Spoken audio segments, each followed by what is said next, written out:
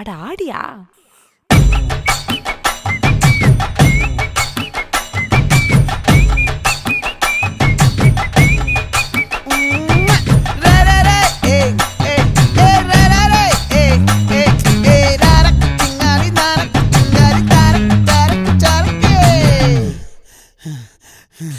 விளைஞ்சிருக்கும் என் வெத்தலை கொடி, அட வளைஞ்சிருக்கும் ஒரு சன்னல் வெடி.